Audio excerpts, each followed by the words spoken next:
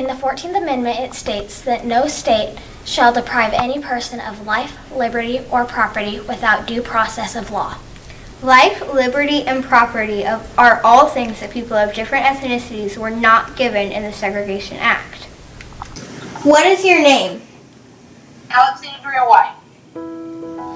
Where do you work? The University of Mississippi in Oxford, Mississippi. What do you do in that position? I'm the Assistant Director for the Center for Inclusion and Cross-Cultural Engagement. What are your thoughts on segregation? Unfortunately, in the year 2007, segregation is still prevalent. We as a nation, we are segregated in our school system. We are segregated in where we live. And we are segregated in how we have access to health care and education. And so unfortunately, we're still segregated. There's a community about 40 miles from where I work in Oxford, Mississippi, and it's called the Delta. The Delta is one of the most poverty-stricken areas in the state of Mississippi. These acts in education hinder overall success of students.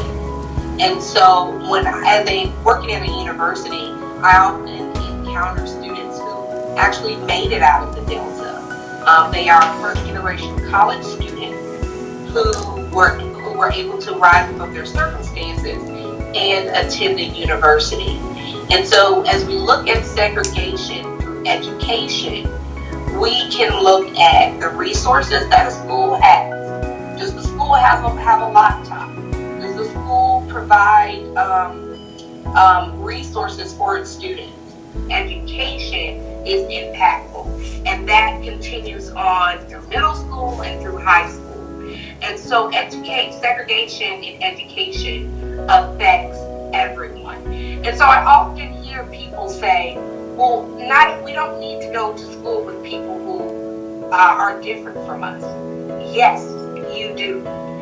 Segregation, it does not provide an adequate outlook on the world. And so when you go to school with people who look like you, who all have the same identities, who all have the same religion, who all have the same livelihood, it diminishes your ability to be a force in the world. And so that is why Brown versus Board of Education is so profound. In any case, what we're seeing today are very racially and economically segregated schools. And the results of that is that we have a very stratified school system. And this is an issue we have to continue to work on. And it requires us to look at a whole range of issues. It requires us to look at the ongoing issue of housing segregation. It requires us to look at suburbanization, transportation policy, mixed income housing, and affordable housing. Because it shut down this separate and equal ideology that black people don't need to go to school with white people don't need to go to school with Asian people. It shut down all of that ideology. It made it more available because education is the key to building a better and a more inclusive America. So what can we do? Well, I think it starts with, at home. I think it starts with people being involved in what's going on in their councils.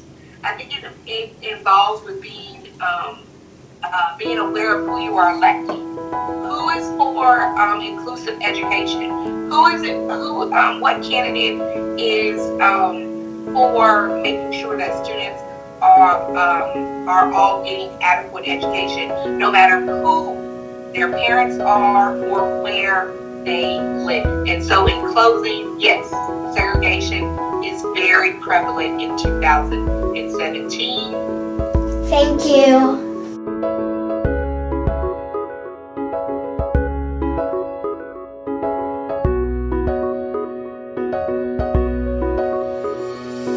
"60 years ago, parts of our country were built on an apartheid-type system, segregated housing, segregated schools, segregated restaurants, segregated transportation, segregated water fountains, and in fact, an entirely segregated way of life. Dr. King was a peaceful protester. He was not violent, which was very important. Dr. King's I Have a Dream speech captured America's heart and inspired many people to stand up to segregation. Rosa Parks refused to give up her seat to a white man on a bus, sparking the civil rights movement. Today, she is thought of as the mother of the modern-day civil rights movement.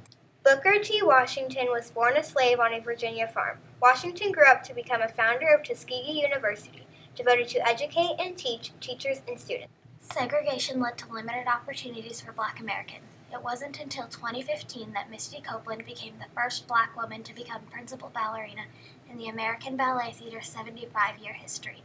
In 2016, Simone Manuel was the first Black woman to win an individual swimming medal in the Olympics. Although these women are very successful, many Black people still suffer from segregation and limited opportunities. You have to drink out of water fountains if they were public fountains with colored and white, because I'm sure the water would be segregated also. You were not permitted by law and by the conduct of the white people in the United States to have an equal opportunity. I still have a dream.